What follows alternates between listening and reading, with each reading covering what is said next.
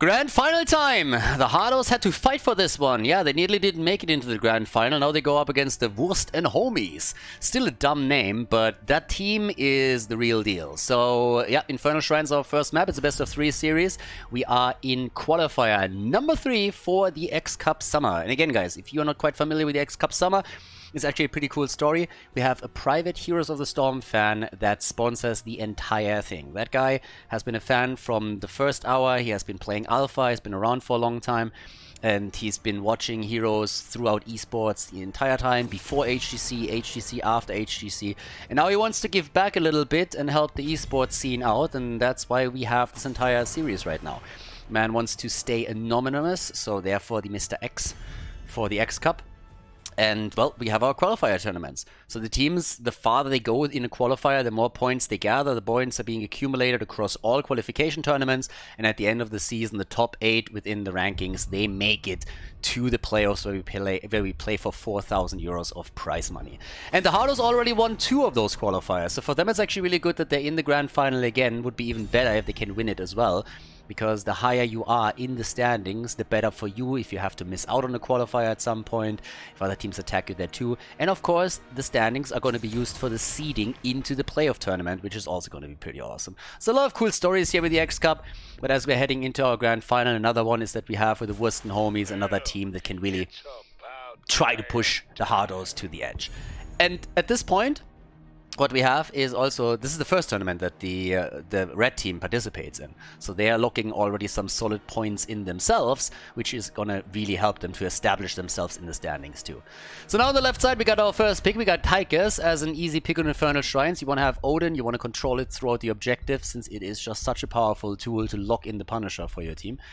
Zagara has been banned, and there's our Vala again. And we're getting a lot of Vala lately. Now, with the bans, very reliably against Junkrat, against also Zagara and some others, Vala is often up for grabs. And this is another one where we see exactly that. So, Masquerade with Uther, likely, unless of course they want to swap it around a little bit and put Uther over to Banana Age. We got Malfurion in again. I mean, the Hardos, they have a couple of patterns that they go through. I talked a bit through their bans on maps. They normally ban the same maps over and over again. They really don't like playing on Garden. They don't like playing on Braxis. So if they have the chance, they ban the 2 out. But they also really love to play with Malfurion. Yasuo picks it a lot, and it offers them a lot of flexibility. You can go into healer combo where you follow a stun up with a good route, but you also have a nice tool if you want to play Tracer. And with Nick on your team, they have options on exactly that particular play. So that's something that they love to lock in. Blaze offers an additional stun. We're talking, of course, also access to the Infernal Shrines that are opening up when you're fighting for the objective. Dibbles gets banned out. Yeah, it's not only a Masquerade, they can play a mean Diablo. So this is one of the best maps for Diablo because you have so many stun opportunities whenever there's a fight on the shrine. The angles are perfect for Diablo, and therefore he sees a ban here too. But with the double pick, we got Ana. Bananas Ana. Bananas Ana was always Bananas, which is why a lot of teams ban Ana against Bananas, since he is just insane on that hero. So ban Ana is a really good strategy against Banana, because it's just crazy what that guy can do with that. But we got Maiev as well. Swamgrota as the last pick. And on the side of the blue team, we have our double pick. So let's see what we're going to get here. We got Falstad, the birdie is in, and Bad Benny is playing Garrosh. Okay, so that's a pretty good front line for them. It's a little bit of global action that they have. Nick could also swap this around with the bird, but again, the build for him has changed. So now it's a little bit more focusing on the damage in general. Swamgrota is picking last for the team in red. And now that we have the double support, well, the main tank, what are we getting here? We need a side laner for them still. And it is Malthael, the aspect of death. Infernal Shrines, everybody. Map number 1 kicking us off in the grand final here between the Homies and the Hardos. Game number 1. Yeah, we're kicking off the grand final. On the left side, Hardos on Falstad, Nick on Tychus. We got Yasuo on Malfurion, Copenhagen on Blaze, and Bad Benny on Garrosh. Dino and Vala, we got Banana on Ana. Nobody really knows if Banana likes bananas, but we definitely know that Banana likes Ana because he's pretty bananas on Ana. Swamgrota on Malthael, we got Masquerade on Uther, and we got Gia playing Maiev in game number 1 of all of this. So yeah, let's get the party started. I was looking forward to this match, and I know that a lot of people watching this live were also pretty excited about it. So let's have a bit of a look and see what the teams can pull off here. First of all, we got on level 1 the new habits on Blaze. Everybody's saying you can't teach a dog new tricks, but then Blaze comes in and learns new habits every single game. So, right now, on level 1, as we also often see these days, the Gathering Storm is in, as the bird is doing his thing. By now, we also have, of course, our little skirmish in the middle of the map, so far without any victims. Always gotta be a bit careful if you have a Maiev on the other side, since she can force that a second later, so you gotta pay attention. Huh? But with that, we now have our move down to the bottom of the map. It's even a bit of a double setup at the top. They're trying to go for Swamgrota here, but he's also just sitting on the mount. This is one of the things that a lot of people just don't do. So if you're playing in Pleb League or whatever, then really just like watch this. You don't have to immediately burn the waves down. You can just slow them down a little bit, just stagnate them. It keeps them closer to your own towers, and then you're a little bit safer. So when you don't have vision on the minimap, then you need to play as safe as you possibly can. And if you don't know what the minimap is, I highly recommend the minimap DLC. It's insanely important, so download that for you. It saves lives on a daily basis. The real hero in Heroes of the Storm is the minimap. It's this thing that you see at the bottom right. And yeah, every single time that I watch some lower level plays, I kind of feel that not everybody has one. So if your Heroes of the Storm misses that, look up the minimap DLC. If you honestly have to do that, then you already identified yourself as a Plastic League player. So yeah, watch that thing. Anyways, all jokes and jibes aside, as the teams head for the camps now after the 1 minute mark has passed, it seems like the red team is eager to get a second one. 2 out of the 3 is the goal, and they get it. Blue team isn't even fighting for it.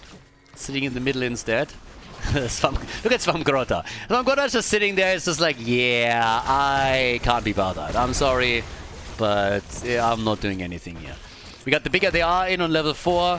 Bit of a grenade variation here from Ana as the biotic enhancements are coming through. I want some as well, by the way. Biotic enhancements sound amazing.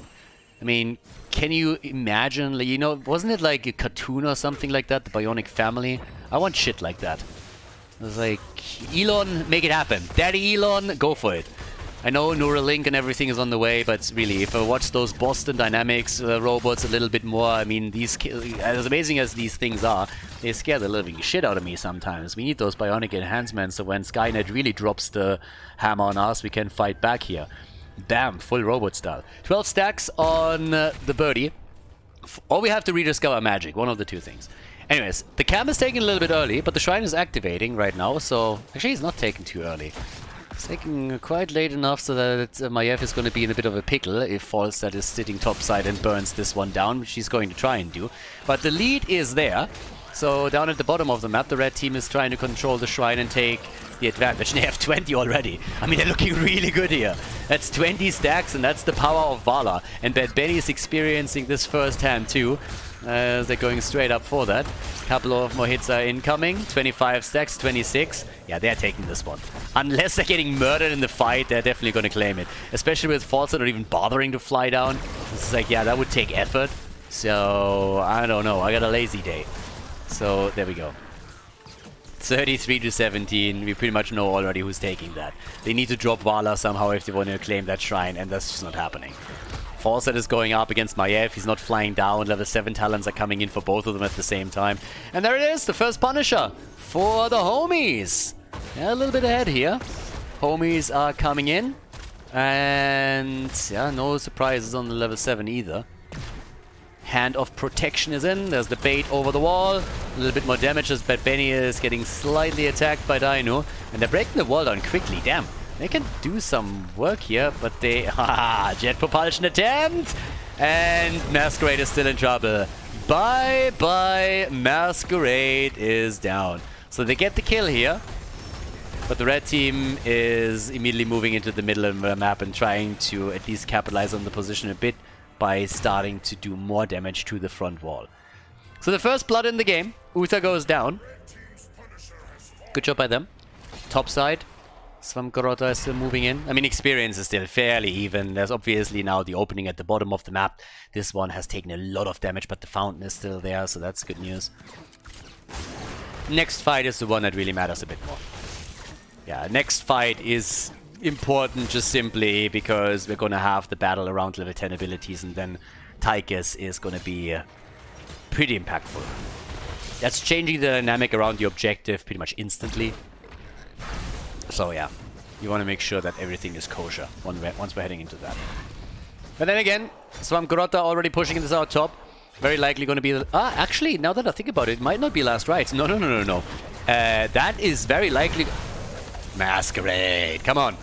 Last rites is very likely not going to be the choice here, because if he gets a Divine Shield and a Nano Boost, he is going to wreck with Tormented Souls. So that could be a big problem. Yeah, we've seen that in the past a couple of times. If you have a Nano Boosted Malthael against someone that does, for example, not have a lot of stuns, Malthael can rip you a new one. That Nano Boost is insane on him. And then a Divine Shield to help him out too. Whew, we're talking spicy plays, baby. So, you gotta be careful with this. Gust, yeah, there's a couple of tools on the other side too. I mean, you can always use Gust. You can always try to use your Bunker to buy yourself a little bit more time and stuff like that. But we'll see.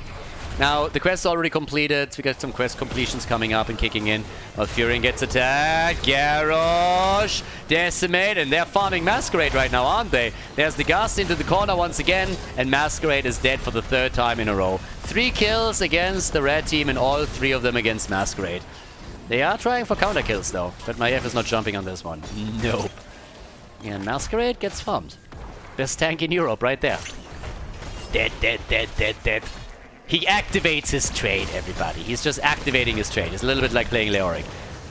But he's not the only one that dies. Maiev is now also getting murdered. So the Hardos are starting up game number 1 with a bit of a statement, aren't they? 4 kills to 0, nearly a level lead. They're like, what did you say? The homies might be the ones to take us down? Nice joke. Let's go. Let's show them how it's done, boys. But Dino's trying to fight back here. He has 24 stacks on the level 1, gets a bit more. Goes for Bad Benny, can of course not dive in much harder. We got, by the way, no Tormented Souls, which is a little bit of a sad panda move right there, in my opinion, because that would have been nice. But then again, I like Tormented Souls. So, sorry, not only Tormented Souls, Last Rites. That's kind of cool too. The combo with ults is always neat if you see it pop off. But as I mentioned, there are tools available for the Hardos that you could use against it. And you don't necessarily want to put all your eggs in one basket. Unless it's Easter, then you can do that. But outside of that, I wouldn't recommend it. So 43 stacks for Falstad. We already got the Fire at Will over here. And the Silver Touch on 53. And here's the party! It's Shrine time! Prime Shrine time. Let's go. A little bit of a stun. Bad Benny. And there's the level 13. Yeah, that's the talent advantage that the Hardos wanted. That's a shitty spot for the homies to be in. Yeah. There's already the attempt to go for the kill, but they still can't get Garrosh. Vala, nano boosted. Going full mage on this one, but it's not looking good. The bird flies in too. That puts them into the driver's seat since they now also run the numeric advantage. And here comes Odin. Nick with all the damage. How much damage? All the damage, exactly. And just look at these guys. They're all getting murdered here. Banana Age is going for the pew pew pew pew pew like a madman. This guy has gone through real sniper training. He hits everything. But the team is just losing too many hit points. And even with the double support, they can't make up for all of it.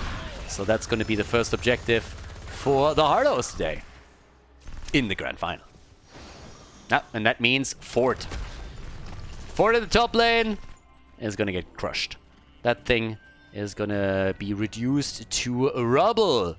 Okay, so they're even looking for a kill, aren't they? Sleep Dart, Banana Age is checking everything. And they're turning it, and Bad Benny. Whew, that was a good gust. Hazu. Yeah, you beast. That could have been bad. That could have been very, very, very bad. Yeah. Can they take that forward? They should. Grenade to the face. And there it is. 4 down. Gia. Nah, he just wants to go for a little bit of damage. But Benny's still there.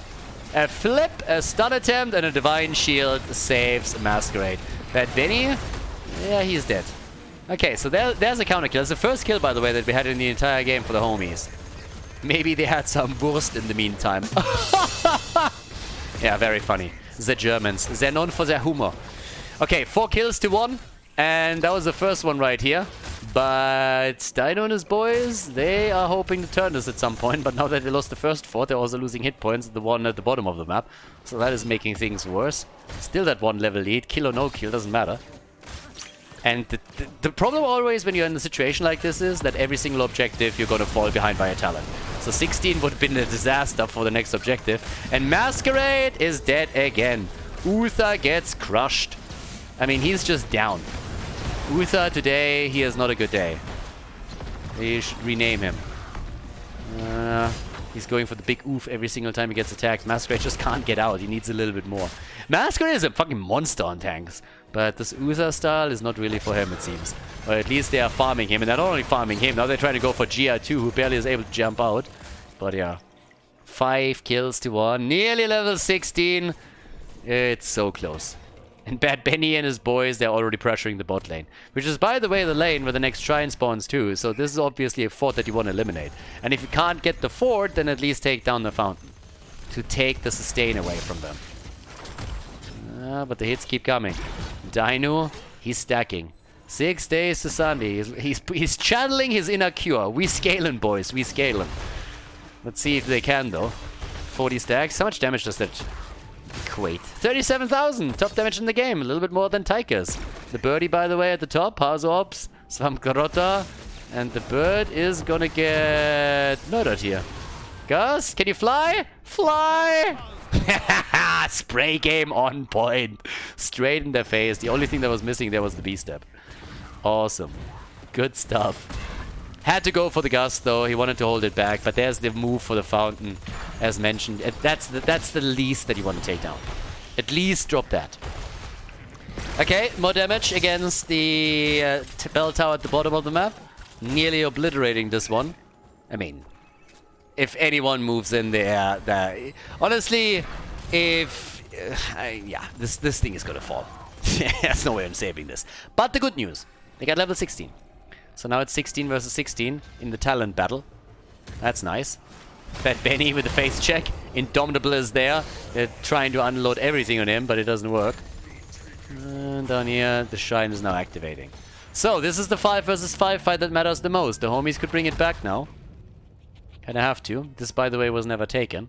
So Falstad controls the top lane as he takes the camp and is now pushing the lane out. And of course they have catapults too. So the birdie is going deep for this one. And will fly then down. So this is actually bad news. This is really bad news for the red team. They have to make a move here. The shrine is active and Falstad is staying even longer than I expected. I mean, the tower is already down. He burns another wave down. If he gets that wave too, this is gonna do murderous damage. They are gonna lose points on the core, most likely. The keep. 19, yeah, they're just sticking it out at the top. They're like, well, take it. Take the Punisher. I'm gonna get some damage done on the keep. Guys, they're gonna take the entire fucking thing. He's trying to hard back. Svamgrota is on the move back. False is just saying, like, you can fight for this one all day long. Guess what? I don't give a shit. We're gonna go and we're gonna take that keep here. If I have to die for that, I might actually do that too. So yeah, he's just buying them a little bit more time. The keep is getting attacked, even if he has to YOLO for this one. I mean, whatever. So down at the bottom of the map, Arcane Punisher is getting attacked. That's keep. Keep is down. They are losing way too much for this one. Trading a fort for a keep? I mean, are you kidding me? I mean, damn, son. So they're going at least for a double fort, and I can appreciate that play. But even that might backfire. Masquerade gets already attacked. We have 64 stacks now. Punisher's down at the bottom of the map. Top lane is now an utter disaster. And, well, here comes the jet propulsion. Nicely dodged by Gia as he goes for the Vault of the Wardens. And Blaze gets out. Yeah, he's blazing it. 420 style. Off we go. Copenhagen sits in the fire. This is fine. And get some hit points back too. If that doesn't screw up, then I don't know what is. Oil spill everywhere. And yeah, they're just trying to siege up on that fort and take it down. But they're holding on to it for now. Yeah, there's another multi-shot though. Dino's getting dangerously close to dropping that thing. And it is Masquerade. Uther throws some light against the fort, and what do you know? That thing actually goes down. Can you imagine that shit in real life, by the way? You go into like an old building, you know, that's already a little bit like broken and everything, and is like in danger of like falling apart, and you come in with a flashlight and you just like turn that thing on, and all of a sudden everything crumbles and breaks apart. Like, how dumb is that? Anyways, a lot of CC against our boy too. I mean, damn, they really want him, don't they? Stun, stun, stun, dun, dun, dun. And Bad Benny's just sitting here taking it like a boss as they're going for Gia. And Maiev might be down. So yeah, that was nearly a kill. But they take the fort. A fort for a fort. So now 2 forts down, 1 keep down. And Bad Benny, there's a flip. But Malthael doesn't care. Inevitable end. Well, now he cares. Yeah, now he's definitely caring. Now he cares a lot, because that's a dead Malthael. The aspect of death is deaded. You get the kill against him, and here comes Odin, baby! Level 20 talents! Commandeer Odin! The big red button is in. And he's using it. Can they take another keep with this? 40 seconds until Malthael is dead? That's a good chance. They got a camp too. They got an entire camp. Okay. Yeah, that should be a keep. The nukes are coming down everywhere. Oh boy. The homies! They are the worst. They are just the worst. At least in this one. Yeah, I know, it's bad joke day. I don't know what to tell you. Alright, so Gia's there. And there he is. He's dead.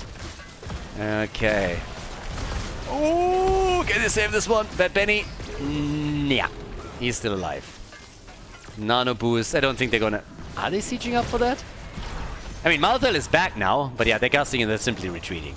Retreat! Okay, so the entire team falls back. That's 2 keeps down. That's a nightmare scenario. And the funny thing is that once that this one spawns at the top, the bot lane is just going to pressure, pressure, pressure, pressure. It's insane. Hilltop hood style the entire time. Damage output, we're currently looking at 63,000 for our girl.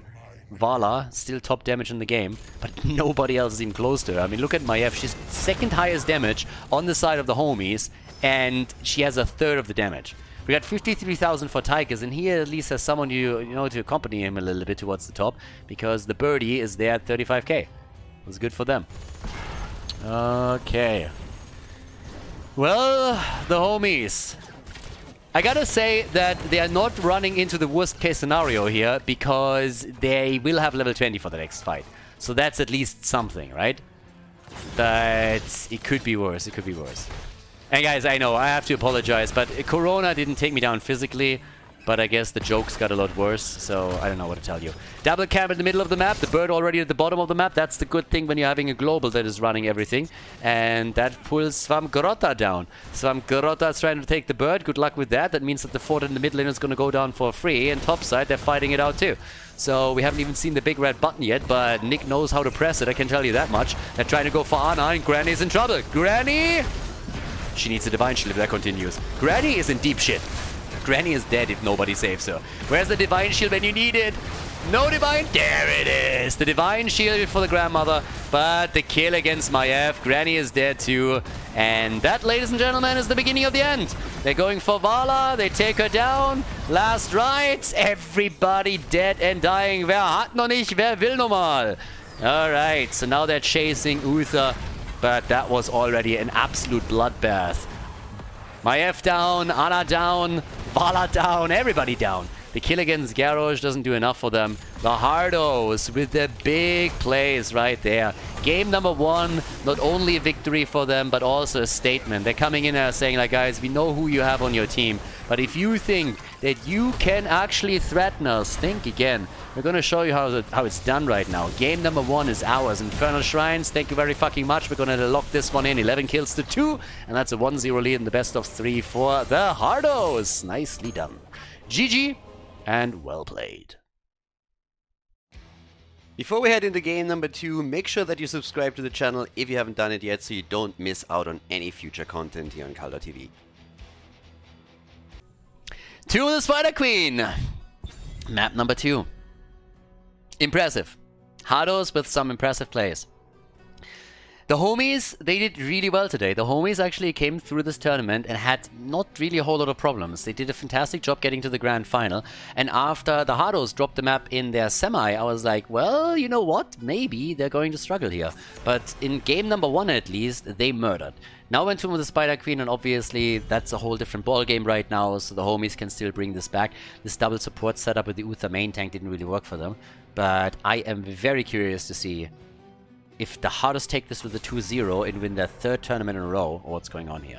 Which is, by the way, really impressive, and it shows once again how strong some of the European teams are. But the one thing that I also want to keep everybody in mind is that the Hardos started very similarly into the Masters Clash. And they didn't win that one, did they now? So right now, they are excelling. They do really well. But we might see a couple more teams pop up here that can challenge them at some point. And at the end of the day, it is the playoffs that really matter the most. Obviously, seeding into the playoffs is also important, which is why the Hardos are continuously playing in these qualifiers, but still. Now, game number 2, very similar ban patterns that we have here. The exception is Carrigan, who's fantastic on this map and played by Nick a lot. Tychus is being picked at first, this time on the other side though. So the homies are going for the Renegade and drop him. And here comes the double pick. How are they opening things up? Are we going to get our Malfurion pick again? Could then also head into a Tracer, of course, on the back end of the draft, if you got the options there. Yes, there he is. Malfurion. Okay. Malfurion is in. We got Blaze too. That's a good start into this. There's a layer of defense that you have. You have Malfurion. He actually, again, he offers a lot. You have heals, a lot of heals, heal over time too. And on top of that, you also got to lock someone down. Svangrota with Leo. That's not a bad move, honestly, because there might be a chance that Copenhagen locks in Leo as well. Now, I know, they got Blaze already, but they played multiple times now with the triple frontline, and they could do that here too, if they really wanted to. But either way, Blaze is obviously fantastic for them. But I like those entombs that we're seeing from Copenhagen usually. Chances are that they wouldn't have gone for Leo in addition to what they already have. But now we have him on the other side. So Leo with the potential entomb, Stuka with the follow-up. Banana, since he wasn't successful with Anna, is now playing the Admiral. Yeah, and now we're heading into our bans. Masquerade, Varian is banned. Yes, so no taunt into Stukov Lurking Arm. Not today. Now, we still have a couple of heroes up that could potentially be bans. Our girl is, for example, still up for grabs, so if someone is a bit worried about all the AoE that she brings out, then Vala could be banned here. But as I mentioned earlier, the threat is also that potentially Tracer gets picked by Nick, so you really gotta pick your poison here. What are you more okay with? Going up against Tracer, going up against Vala? Is something else really threatening you? And they ban Tracer. So they're totally okay going up against Vala here, but they don't want to deal with Nick's Tracer, not with Malfurion as the setup. And that's one of those situations that the Hardos maneuvered them into, which is kind of cool. Because Vala is another big threat, right? And the Hardos might not even go for it. But, well, there is a chance that they're going to go for her again, of course, now. A lot of wave clear, a lot of AoE. And here's our double pick now. So, what are we getting? And Nubarak and Chromie. Okay. So, they're going for Chromie. As was denied the Chrome Star a lot today. A lot of bans against it. There's a lot of stuns and lockdowns, so if Hazu can connect those hits, especially if they're able to just lock in targeting completely, that would be great for them. Okay, 2-minute Spider Queen. Last picks for the homies. Rounds out their draft. They would need to win this. It's a best of 3. We got May and we got Sylvanas. Alrighty. Okay. And what is Nick gonna pick? What's the X Factor pick for them? Are they still looking in Avala? I don't really think so. Yeah, but they're taking their time here on this one. And, well, let's have a bit of a look. And it is... Vala, indeed. Okay, so they're going for the double damage. They really waited it out a long time. I thought they might go for the melee character here, but they're going for the double damage. They go for Vala immediately, and they have Chromie together with the 2. Tomb the Spider Queen, everybody. Map number 2 in the series. The Hardos got the lead. Can the homies bring it back? We're going to find out right now on the second map of the best of 3 series. Hardos against homies. On the left side, Hardos with Chromie. Yeah, we got Bebeni on a Nubarak, Copenhagen on Blaze with a Neural Stimpack. Freshly delivered by Daddy Elon, Nick on Vala, and we got Yasu on Malfurion. On the right side of the map, it is the red team, the homies, with Gia on Sylvanas. We got Dino on Tychus, Banana H on Stukov, and as you can see, Swamgrota with Leoric, Masquerade on Mei. Yeah, and that brings us to potentially the last map of this series. It all depends on the Hardos and how well they can perform on one of their best maps now. Is there some momentum for the homies, or the Hardos locking in another victory here today? And a win for the Hardos would go a long way to establish them all the way up at the top of the current rankings. By the way, I'm also posting these rankings after every qualifier on my Twitter account, so you can check them out there. Khaldor on Twitter, obviously. I think most of you already know that. But the rankings are after every single tournament released there too, so that you can double check which teams are currently in the top 8. Again, the top 8 make it to the grand final, when will then play for the 4,000 euros in prize money. So for now, at the bottom of the map, Swamgrota missing the drain, as Copenhagen is dashing out on that, but he's still taking some damage from Dino, who's helping out the Leoric. Everybody else is already active at the top with the rotation that we have going on there. And Nick in particular is obviously getting one multi-shot in after another, but also going pretty deep on this and dropping in HP. But he had the assist from the rest of the team, and talking about assisting them, Banana H, he nearly dies in that situation. But it is a Nubarak who went a little bit too deep, and that's the first blood of the game. And Noob is down. Yeah, Benny destroyed, and that is a good start for the homies. A little bit of a slowdown here, I like the route. Oh, not only did it slow the rotation, but it also allowed Nick to get another double stack. Well done. Yeah, caught 2 of them. Okay. Bottom of the map, some Grota still in that 1 versus 1, but it's time for the camps. A minute 40 into the game, so the first Bruiser camp is getting attacked here. Seems like they're starting to chase Masquerade a bit more. They got the stun, they got the follow-up, but yeah, that's a kill. Goodbye, Mei. Yeah. Mei didn't make it. Yeah, it was a good one, even with the trade, but that's the follow-up of Malfurion. They're just so powerful. Doesn't change the fact that they're soon going to have to deal with the Bruiser camp that is moving through the middle. But it's also nice stacks, of course, for Vala, who's currently working on the fire at will right here. So, yeah, we got the additional damage increase here the entire time. And the big chunk of damage that comes in once that she completes the quest. So Vala is already working on exactly that, and the wave clear that she brings to the table is super important for the team. She's the biggest wave clear source that they have. So there's another stun. Nice. Everybody's coming in. Leo with the swing to win moment as he tries to go for the mace to the face, but he can't quite connect that. Vala is just firing away time and time again, and she's now sitting at a solid 22 stacks, has a level 4 locked in, and is providing the wave clear that they desperately need. But I like the way that Nick is really stacking quite quickly against the red team. That will help them in the late game a lot. Yeah, another potential setup here too. And obviously Malfurion helps with this as well. I mean, I'm talking always about Malfurion, we're talking about his synergy with Tracer, we're talking about the roots that he provides, but let's not forget that he also can give more mana to other heroes, and that means you can just fire out your abilities like there's no tomorrow, because you know that your boy Malfurion has your back and can always help you there. Alright. So, with that, we get all the way at the mid lane. They move for Malfurion, yeah? And they might get him here.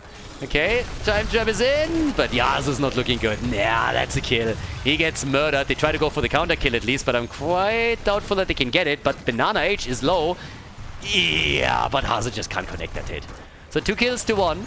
Nice effort by the homies, I like it. But also a pretty good attempt to just turn it around here. There was nearly a kill. Could have been 2 even. But now, of course, they're attempting to deliver the turn in. Hardos is already controlling the vision. And there's another connect that he nearly got there. 29 stacks by now for Vala. That's 60 extra damage that we're talking about here, of course. So, yeah. Vala is getting some serious damage in. She's already at 16,000. She's doubling Sylvana's damage. And she's looking really, really good on the siege damage too. But we got the lead in experience by half a level for the homies. And they got the first turn in. So, all the damage in the world doesn't mean jack shit if you're not able to do anything with it. Now we get the hot pursuit in, and while they are still stacking, the fact remains that you need to defend now, and boy is the chase on. Nick is dead. Nick is dead. Vala is down, and that is the shittiest timing possible to lose your main source of AoE damage. So, yeah. Chromie has a little bit of time at the top lane, at least because of all of this, to take down some of the hit points on the Web Weaver. Dino eats some damage too. Yeah, but Hardos still needs to retreat here. Eats, of course, the grenade. But things are a little bit dicey now. Vala's back on the map. The death timers are super low this early in the game. But it doesn't change the fact that this is going to do way more damage than it's supposed to. So, yeah, not only is the fountain down, they might have to kiss the fort goodbye. And that is a great opening for the homies. I mean, fort with Web Weaver turn in number 1? Are you kidding me? Yeah, 1 down and 2 down. They dropped 2. That is insane. That is an insane lead. Look at the difference that we are seeing in experience here. Check the difference between the two of them out. That's just nasty. Sylvanas is helping out with that push. She's, of course, incredible in a situation like this. And they are even opening that wall up. Guys, they have half a level until they hit level 10. And if they get a kill here, somehow, they might even go for a keep. 5 minutes into the game. Jeez. That's just nasty. Can they get a kill? Not really. Yeah, that's a disaster. That's an absolute disaster. Masquerade, good job by Hazu. Anchoring this point. If he doesn't do that, then Masquerade might just walk through with Mei, slide in from the side and take him down. Oh my god, beautiful. 1 and 2 against Bad Benny. Can you imagine if they hit the mind control there before he dives out? That would have been another kill. So, yeah, Bad Benny is able to jump out, but that was absolutely on point in Tomb. And now they go for another turn-in. They nearly have enough gems to go for turn-in number 2. And they should be able to get the gems here in the middle to deliver. Now they need 5. But still. The Hardos are in trouble. The Hardos are definitely in some trouble here. So we'll see if they can bring this back. They will soon have level 10 themselves. But again, the turn-in is close. There's level 10. Cocoon is in. Strafe. Tranquility. And the bunker for Blaze in just a moment. Yeah. There's already the first kill attempt. Swamp Grotta. And there it is. The Hardos. Guys, that's 1. That's 2. They're going to get this one. Masquerade is also dead. Yeah. No chance lands. He's down. And they're trying to go for Sylvanas. They can't get the kill, but they can get the stacks. And now we're looking at 49 for Vala. And they're already breaking through this. And they might have lost a lot of structures in the last attempt, but the Hardos now have a little bit of momentum for themselves. Not bad. And Vala is stacking pretty well too. That's a lot of damage for our girl that she gets here. Yeah, and Leo's of course back. But still, that wall is down. That wall is gone. They're already looking at the tower. And we're going to have the Web Weaver touch ground in just a second. That's where Odin gets popped immediately. He's not hesitating. He's full on defense now. And that's great for them. Dino and Odin can help a lot with the mid lane. But of course, it's still the auxiliary lanes that get attacked at the same time. And the kill count is the same. Kill count is identical. We're talking 3 to 3 here. The Hardos should at least try to take 1 fort down. And they're going to get this one. Yep. That one is gonzo. So even if they can't lock in a second fort, that was an important step to equalize the situation. And they're also catching up a lot in experience. A lot. Not 100%, but they're getting there. And 16 stacks on, or 16 gems on Nick, 22 on Hazu, 12 on Bad Benny. They have another turn-in. With Yasuo and Blaze also being able to chip in a few, both teams now have turn-in number 2 available to them. And we're talking about a potential level 13, of course, that both of the teams are fighting for right now. Hazu wants to deliver. He's going to be interrupted. Yeah. 23 gems. But there's more stacking for Nick. Nick with 1 multi-shot after another. I would be a little bit scared if I'm on the homies. Because that is a threat. If that is a long game, we're only 8 minutes, 9 minutes into the game. Just imagine this one lasting 25. It's a very, very different setup then. Neo Steel Coding is there. There's the turn-in, and the Red Web Weavers descend first because Leo delivered at the bottom of the map. Good for them. But now we got the Virulent Reaction. We got the Remorseless in. They're trying to get a kill and force a fight before level 13 is available for the Hardos as well. But we're not quite there yet. Okay. So, let's go. Masquerade. They have their 13, both of them now. And that gives us Gloom. The doom and gloom of Vala. Hoodie girl up at the top. Oh, Hazu. Careful. Dino also needs to be very careful, especially now that he ate the damage. And here is Odin. It's time to siege up. Let's ride that. Let's ride that Odin card as hard as you can. Make sure that you get some damage with this one and take the last 4 down. And they're diving in deep for it. They're forcing everybody way past it so that they have an easy chance taking it down. A little bit of a drain against Bad Benny down here. Blaze is defending the bottom of the map. Another fort is gone, and he needs to ensure that the keep is not falling, and that in and of itself is already a bit of a challenge considering the circumstances. But the top lane is also getting attacked. That means that Blaze can't help out right now. 70 stacks by now for Nick. But again, as I already mentioned previously, stacks don't mean jack shit at the end of the day if you can't get kills out of all that extra damage that you're accumulating here. So Nick is a threat in the late game, but they still have to make sure that they are getting something out of that. So, yep, there it is, the big fight, but Anubarak is the first one to fall. Anubarak is dead, there's the Entomb, and Strafe is being used. Lots of damage by Nick, but again, it doesn't do anything for you if you can't translate it into actual damage. There is Jet Propulsion! Maybe now! Chromie, how are they not killing anybody here? There's the second setup, and May is down. That's 15 gems, by the way. 15 gems. I don't think they lost all of them. I think Leo at least got a few. 4 kills to 4, 39 gems to 20. They need a turn in now. 53,000 damage for Vala. She's more than doubling what Tyke's brought to it. It's just nuts. But again, doesn't help you. 93,000 damage also showcases how strong she's on the area of effect damage. It's all about the 5 versus 5 for now. May is not back up, but they don't want to turn in before they hit their own level 16. Yeah. That's a bit of a problem. But okay. We have they want to force it. Cocoon denied! What the fuck? Cocoon denied by Odin. Did you see that? Dino just said no. He just said no. Can they still kill him? No. Instead, it's the turnaround here. He just denied the cocoon. He was just like, Odin, baby! Yeah, and there's the double. Team. That's a problem. That's a big problem at that.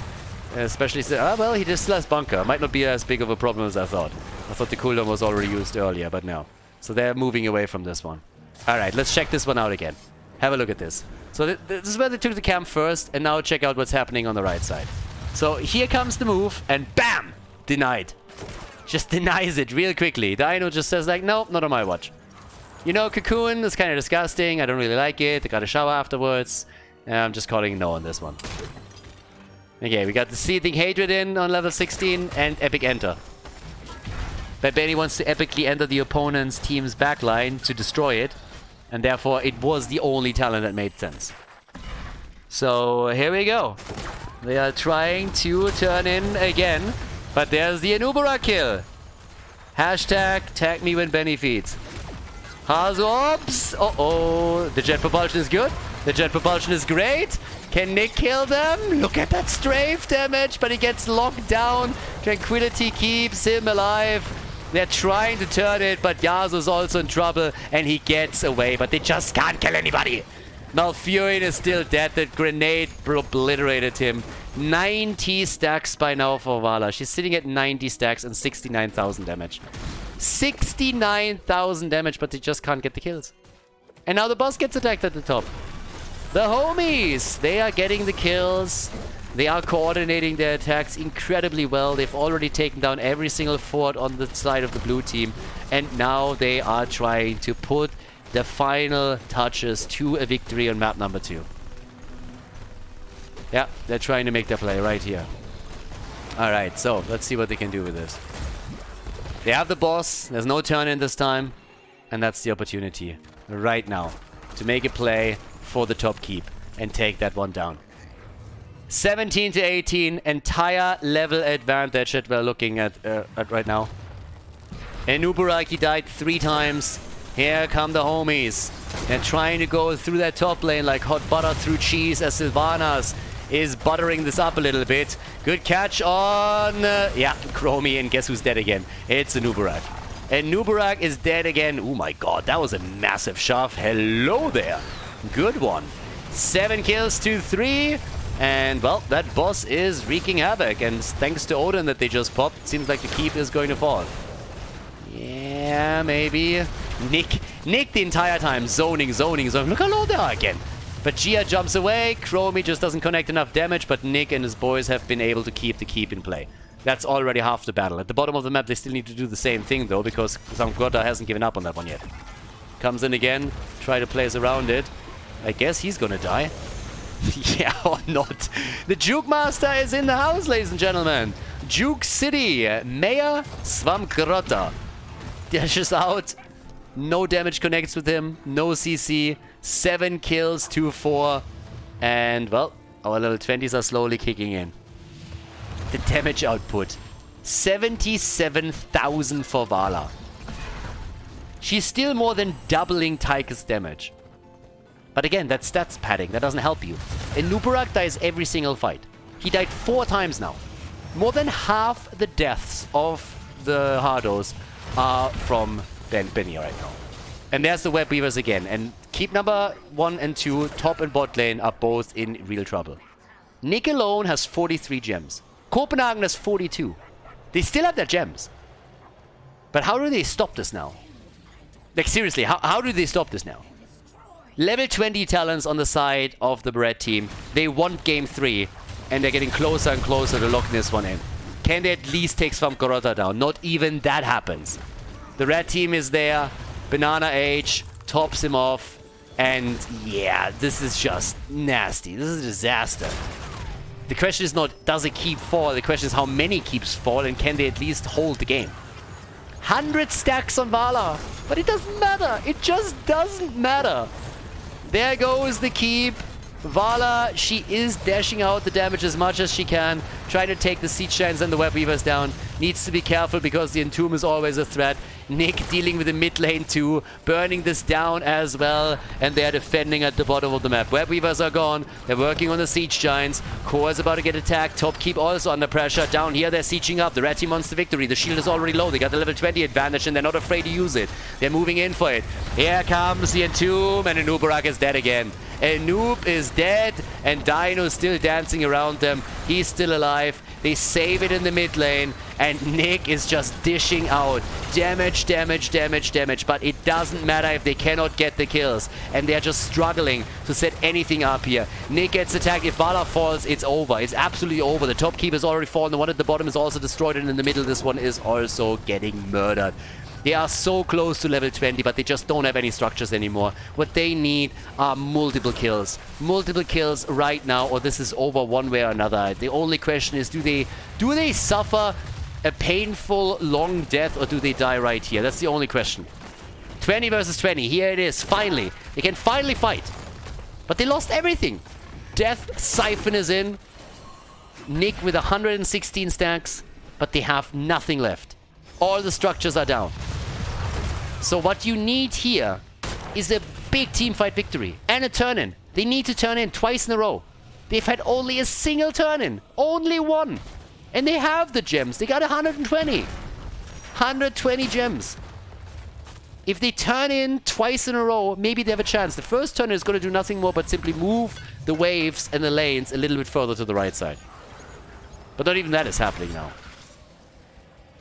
Yeah, that is getting... Oh, they go for Vala. They go for Vala and Nubarak with a cocoon. This is the fight. This is it. This is it. Vala nearly gets caught. Where's the strafe when you need it? There it is. They're coming in for the strafe. They try to take Banana H down. He comes in with a shove and he just says no. He just says no. Nope. Just pushes him away. Get the fuck out of my team fight. Banana H, he doesn't suffer fools. No, he comes in and says like, get the hell out of here. What are you doing? Look at Copenhagen. Masquerade's like, haha, that's not happening. But nice try, buddy. Nick is trying to turn in two. That doesn't happen either. And here come the catapults. It's Winion time, baby. So they're getting pushed back again. The Hardos are getting dominated on one of their best maps, if not the best one. Mind control. At this point, you ask yourself, what mind do you control there? And Nubarak, not really the smartest character. So he goes down. Ah, shut up. You deserve it and you know it. You're a bug. What do you want from me? So, 9 kills to 4. 121 stacks for Vala that don't matter. 6-digit club already joined. And it is boss time at the top side. So, yep. That's game. Nobody's there. That's game. They try to go for the turn, but do you really think that the homies are just trying to defend here? No. Svamgrotta with a little bit of damage. Catches it as well. Boss is already on the way. They don't even get the turn in. They don't even get the turn in. Look who's here. It's Sylvanas. They have to bunker up against this.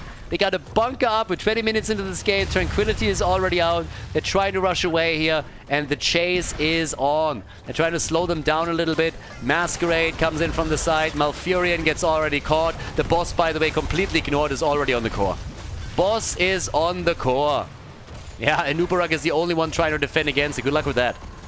And now they're pushing in. They want kills. Dino.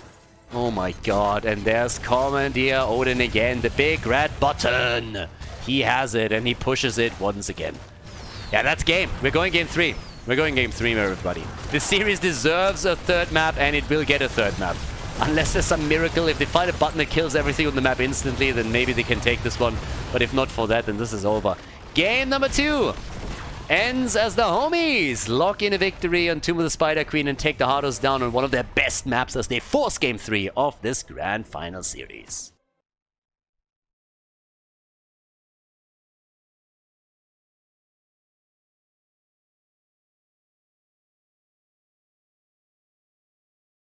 Game number 3! Game number 3 is coming up, and I also got information right now that I can share with you. So apparently, Wurst and Homies is not really what they want to go for as their team name, but the idea is apparently that they are Team Wah!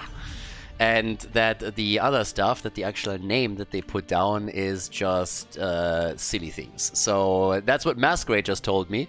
So we're gonna call them Team Wah from now on, I suppose. But that's an interesting way to go for a team name. I'm not quite sure if that is any better or not, but okay. So since we've just been informed by this, let's just go for that and switch it. Yeah, we'll still call them the homies for now, I suppose. But yeah, Team Wah is in. It's at least a little bit better than the previous name. Either way, we have game number 3 coming up. That in and of itself already makes me happy because it was a pretty cool series that we just had a second ago. So that was kind of fun. But Benny was immediately in the lobby and he said like, you know what guys, I'm actually a little bit proud. Inting 6 times like I just did. I didn't do that in a long time, so I don't know why, but I feel a bit proud of myself right now. Dino, of course, offered congratulations immediately. I mean, he's on the winning side of the last battle, so he's going to be happy with that. But let's see if Benny can... yeah, sustain himself a little bit better through this one. It's Sky Temple that we're looking at right now. And we'll see which team locks in the win. Zagara's banned? Are we gonna get Global's banned out? Oh, they don't want to deal with Sylvanas here. No, no, no, no. Okay. I'm not sure if Team Wah is better. Like, why Wah? Like, what does that mean? Like, where are we going from this? So, Masquerade took the effort of actually messaging that to me. So it seems like he thought that was important. I'm not quite sure if that name is any better than me just calling them the homies. So I'm very tempted to just call them the homies at this point. But yeah, either way, I guess for today we're gonna let it slide. Ah, the Vikings ban. I don't think they would have picked them, but every single time when I see a ban, just that they can't pick them anymore is making me sad. So yeah. We got Brightwing as our first pick. Zagara and Sylvanas are banned out too. I mean, that team name is next level stupid, isn't it? It's honestly a problem for me because I'm thinking about it right now and I'm thinking, what do I put down in the leaderboard? I mean, clearly they are on the leaderboard right now with the participation in the grand final, no matter if they win or lose this one here. So do I put them down as what was it? Wurst and Homies, which is by the way what they signed up with on the tournament page. Do I respect Masquerade Vicious? That seems like a meme already. I mean, that seems like a dumb idea to begin with. But then call them Team Wah. But it's like, what the hell is wrong with you guys? Anyways, we got Blaze, we got Falstad, so the global is already in for Sky Temple, and the same is obviously happening with Brightwing on the other side, which leaves us with the Haka as a potential pick. And since Junkrat is this time not banned, we are getting the rat into the game. Okay. I like the Junkrat pick. Inubarak with the stun, Junkrat, boom, catapult the target back, and you can just go. So, yeah. Let's see what we are getting from the third ban for both of the teams now. Does anybody get rid of the Haka, for example? Or do we maybe even get a Haka pick on the side of the red team? And you know what? The longer I think about this, screw that. I'm not going for that. We're going for the homies. We're gonna call them the homies. Alright, that makes way more sense. Anybody out there? Can I get someone for the homies? I think the homies sound pretty good. So we got the Hardos, we got the homies, and yeah, I can live with that. We're gonna call them the homies. I never really cared about what these guys were thinking with their team names. I'm not gonna start today. This is way better. That team name makes sense. People are gonna recognize it. We're gonna call them the homies. So there's that. Problem already solved. Gets an approval from me. So. Exactly. So we got bans on Muradin, and we get Zeratul banned out, which leaves us with another double pick. And, well, what's the support side? What are we getting from Banana Age? Oh, Tyrael and Cassia. Tyrael Blaze for the double layer of defense, I suppose. Cassia is in. Yeah, we are changing things up a little bit. Yeah, we are changing things a little bit. Banana is the last pick on the support. You don't see that all that often. Okay. Copenhagen. Nick the X Factor. Urel. What is Nick picking? That's the more important part. Ooh, Imperius. Okay, we had that already once. That's a nasty front line. In Nubarak, Urel and Imperius, I mean, damn. They are definitely super nasty here. You got Junkrat behind that for all the damage. I mean, it's not only damage. Imperius is packing a punch. Nick on Imperius too, unless they are swapping it over. And, well, with Banana H as our last one, what are we getting here?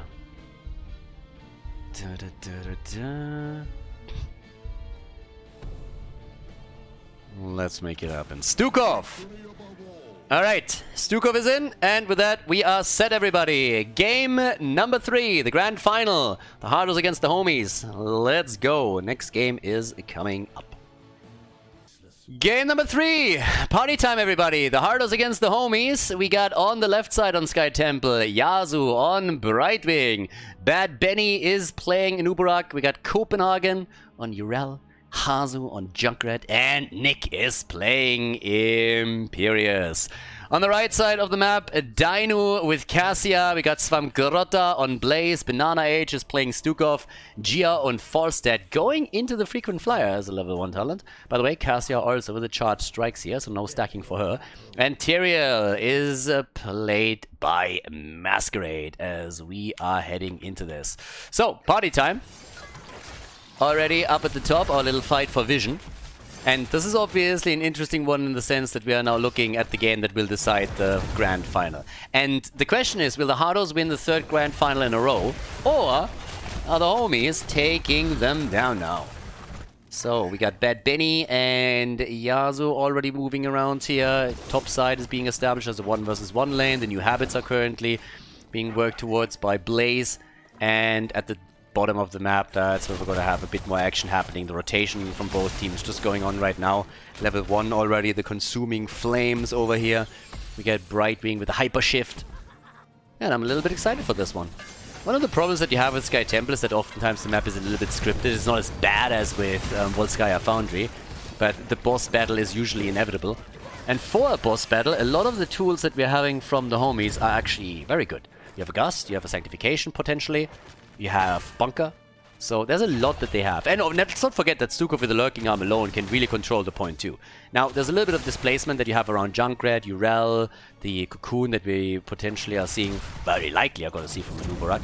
And it could technically also be an Emerald Wind from Brightwing, even though I still expect that we're going to see the Blink Heal. But either way, no matter if it's an Emerald Wind or not, you will have a lot of tools available for both teams to control the point at the boss. So this draft is actually just made for a fantastic boss battle. And that's something that we're gonna keep our eye on, because I expect that that battle is gonna happen eventually. Might take some time, but we can still expect it to happen at some point. Now, they can't even take their camp here, so they have to respond to that push at the top. And there's a level 4 talent already kicking in for the Hardos. Yeah, they got something set up, and they can start to maybe take a significant lead on this wall. I mean, that's serious damage already done against the structures. If they lock in the top temple once that it's activated, that would be great for them. That tower and that gate, they will fall in no time. At the bottom of the map, there's pretty much no damage done against them. Nick had to deal with those siege giants. They themselves didn't take theirs. So, a bit of a different setup that they're running right now. With Masquerade and Banana Age, both currently moving through that. Trying to get the counter pressure going. Temple activating up at the top in another 26 seconds. So, that's another thing to really watch out for here. And, well, let's go. Down at the bottom, there's the siege giants, and that of course is going to happen just as we have the temple spawn. Which means that Falstad will have to stay a little bit longer to defend the bot lane, which shouldn't really be a problem since he can just global in anyways, which is kind of important here too. Now the move towards the top, Masquerade is sitting here, Dino is already coming in. And there it is. They need to defend against the Bruiser camp. Yeah, that push is going to be a bit of a nuisance, and that is going to give the cover for the red team to go into the shrine and get the shots fired. And now all of a sudden it's them that are threatening the top fort immediately because that camp is still doing some work. Yeah, the mine was a nice move, but we have in total 2 heroes pushing together with that. So shots are fired on both sides as it's an even exchange. Brightwing and Falstad are dealing with the bottom of the map now, and Gia is getting a little bit low here. Gia is getting really low, and he's not going to have the sustain that we are seeing from Yasuo, so he has to actually hearth back. And the top pressure is happening as Copenhagen is entering the arena and starting to push them back. Level 7 talents are of course giving a small lead to the Hardos too. And bot side, that's more structural damage, and that is exactly what you want to go for. Svamgrotta forced down. And this is going to be the end of the fort. Yes, first one down. Slight lead for the homies. And that could be a kill. And Gia makes it out. But now it's Nick who's in trouble. They're trying to turn against him. The jet propel misses though. But they get the kill against Junkrat. So that's a great start for the homies. Guys, they are looking good. The homies have the first kill of the game. They took a fort down already. So they have taken a structure lead here. And they have a slight advantage, or should have in a second a slight advantage in experience. Nothing crazy yet, but this is a good opening for them. It's all a question of whether or not we have a new champion here at the tournament. Are the Hardos dominating everything in qualifier number 3? Or are they struggling here? And at least for now, at the bottom of the map, we're going to see some additional damage come through if the push continues against the wall. Now with the level 7 talents, we get the Holy Fervor, we have the Chitinous Plating here. Divine Steed is in too, and still a protection of the mid lane, which is pretty important here. But Benny gets slowly poked down. Keep in mind there's no stacking for Cassia. She went into the charge strikes instead. On level 7 we got the Seraph's Hymn and the Plate of the Whale. Okay. They were thinking about maybe invading here, but they're letting this one slide. So the Siege Giants go over to the homies. They were attempting to interrupt and delay them for as long as they can, but it's just not happening. The chattering teeth, as usual. I gotta admit that this one always makes me laugh. Top side pressure. Gia going up against Copenhagen. The situation has, of course, shifted slightly. You want to have your global on the top lane now, because the next objective is a single temple at the bottom of the map.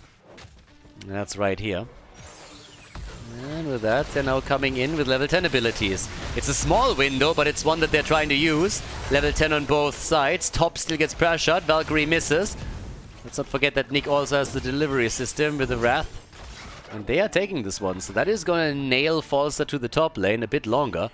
Even with the catapults that are eventually going to move through there, they're not going to tip the scales in their favor in this exchange. So they have to pay a lot of attention to that camp. And this is why we have Blaze in the mid lane now as well. So the first few shots go over to the Hardos. It makes up a little bit for the losses that they suffered at the top lane, structurally speaking. And down here they're fighting back. Falstad still dealing with it.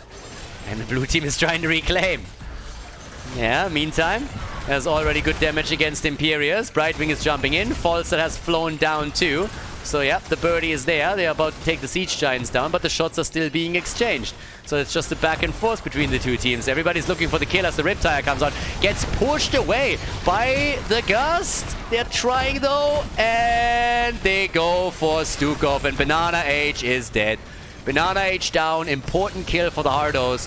Sanctifications come down on the ground, but they are losing too much now. 5 versus 4, the fountain is gone. Rest of the team can't tap anymore. And that is the lead for the Hardos right here. It was a small advantage earlier for the homies, but now the Hardos looking a little bit better there. 11,000 damage for Cassia. Yeah, 13,000 damage for Junkrat. So they got that in. And all the way up at the top right, Dino and Gia doing their thing against the camp. That's another one that they can take down. It's easy pickings right here. A little bit surprised that they're not making a move for it at all. But again, you don't have vision, you don't know exactly where the opponent is. Now, of course, they knew they'd take the Bruiser camp, they probably anticipated it.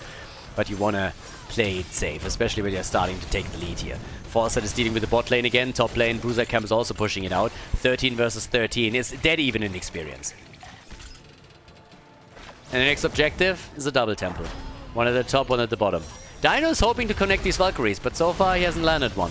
Second one that he throws out. There's the stun at least. Okay, Brightwing comes out. And here is the setup against Dino.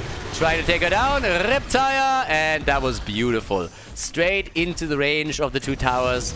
The Riptire pushes them back even further. And that's another kill. 2 kills to 1. Favor of the Hardos. They want the Siege Giants. They're going for it. Yeah, but they might be slowed down a little bit. Banana H already slowing them here. 10 seconds until Cassia is back. Stramgrota. They might be able to still claim that. I mean, Copenhagen is trying, but with everybody sitting around here, there's just no denying that this camp is not going to be taken.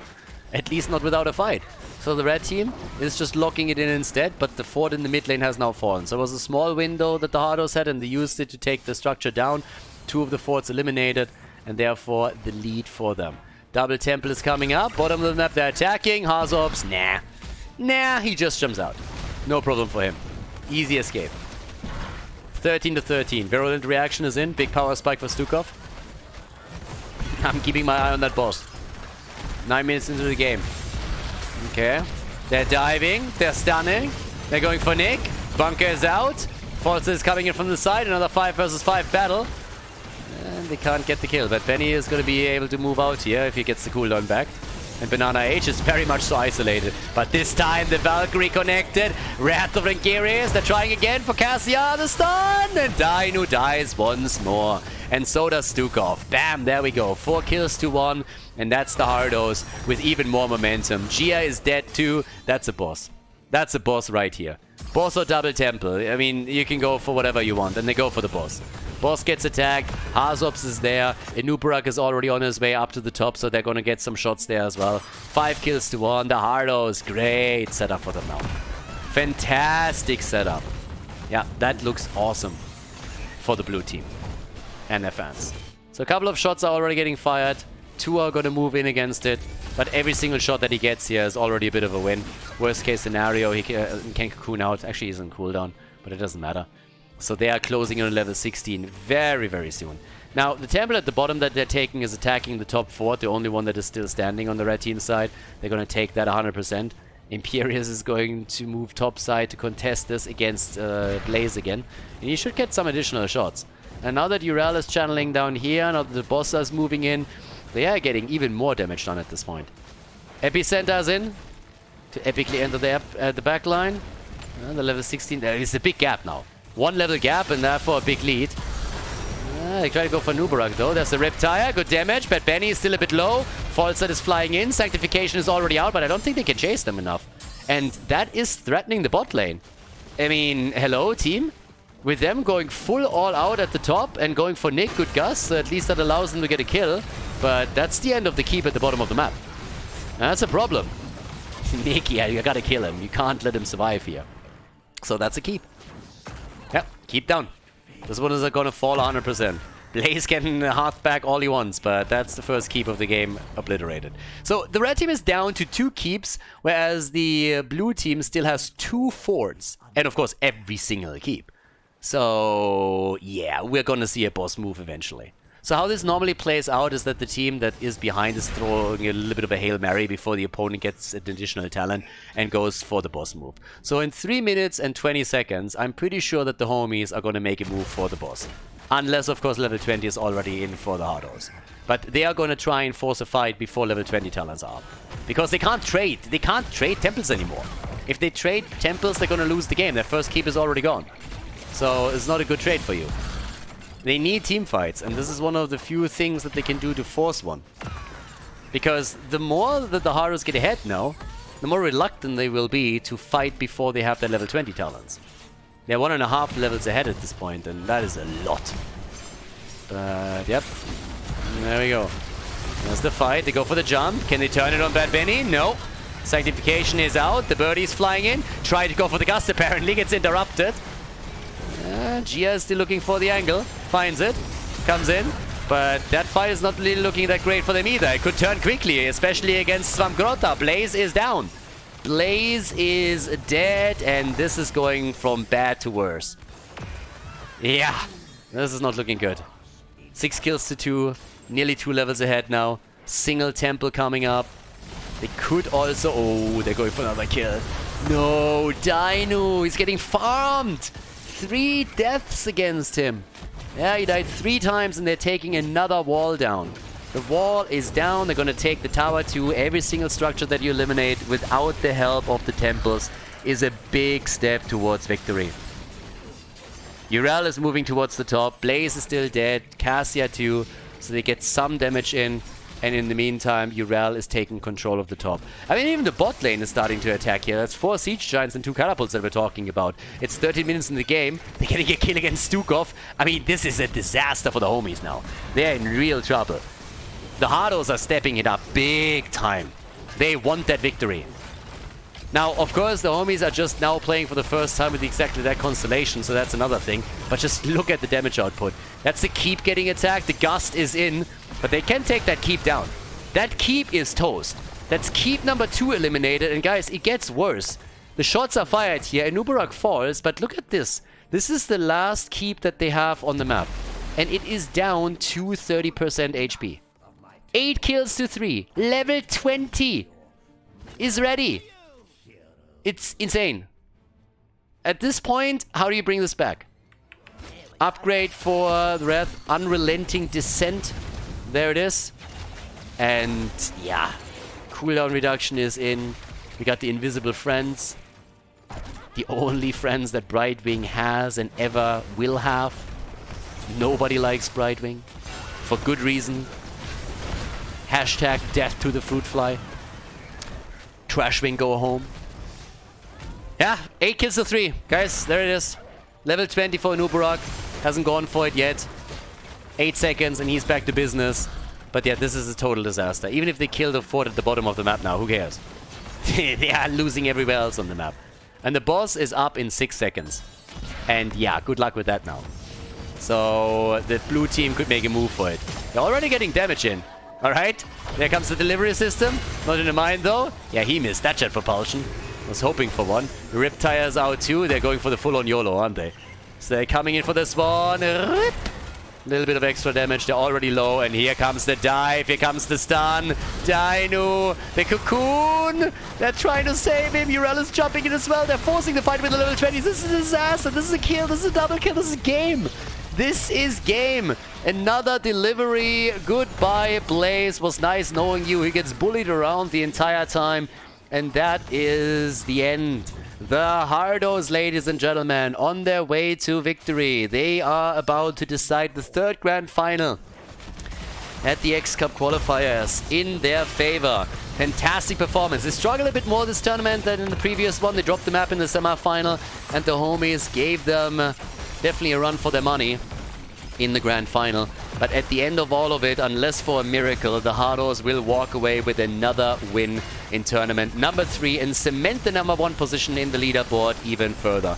The birdie is down, so is the core. This is game. The Hardos with a 2-1 victory against the homies as they lock in the grand final win at qualifier number 3.